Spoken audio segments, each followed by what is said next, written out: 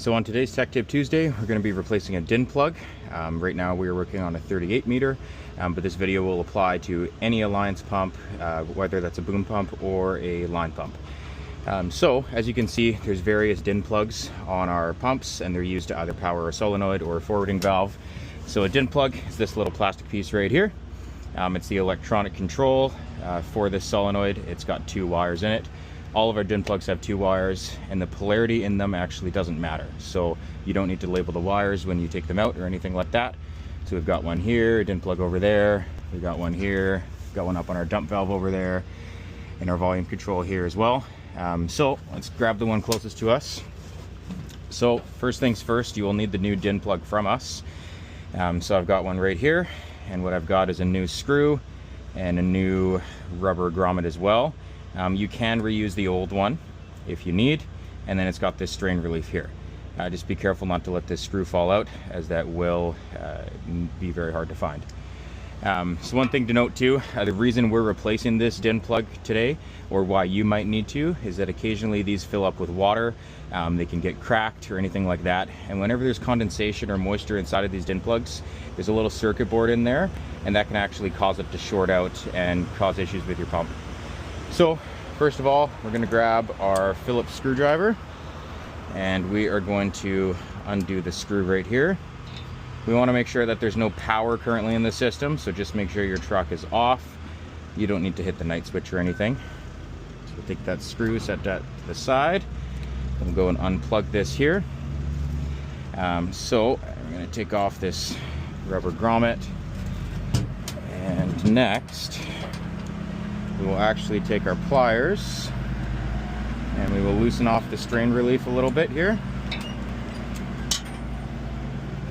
And now that we've done that, and in this case, since I've got split loom on the wire and a zip tie right here, I'm going to actually cut that off, because we will need to pull a little bit of slack on the wire as well. So now that we've done all that, we're going to take a small flathead like this. You can see there's a little notch right here.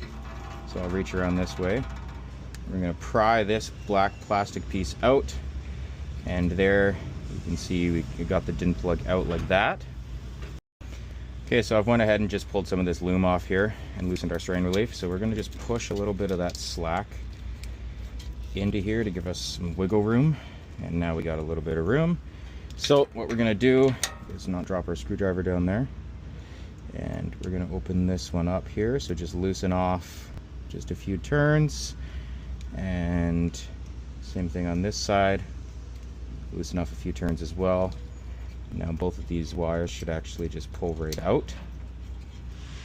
Okay, so once you've got your new DIN plug housing on, you've got your wire through your strain relief. We're going to leave loose for now.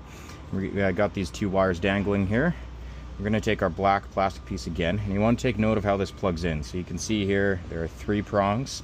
We actually only use 2 of these here, but you can see if you do put this the wrong way, it's not going to plug in properly. So we want to make sure we have it like this, as it would plug into our solenoid there. So next, all we're going to do is just repeat the process of what we did to take it off.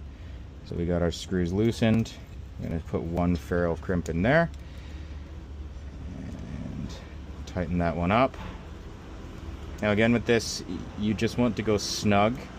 You don't want to actually tighten this too much, as it can break off the ferrule crimp on the wire in there, and then your DIN plug will fall out. And so next, and this one's a little bit tight here. Okay, so once you've got both wires in and tightened up, again we're going to double check that we're going to plug it in properly. So you can see it'll plug in like that with the 3rd prong there, and all you'll do is push this down. Sometimes they lock and click into place, sometimes they don't, as long as you've got it flat all the way down. Next, we'll take our new rubber grommet, put that over the end here, and we won't forget to tighten our strain relief either. So just give it a little turn with the pliers, and then what we'll do, take our screw, push that through, and plug that back in, and tighten the screw up. And then you can also just fix the loom and make that look just how it was before.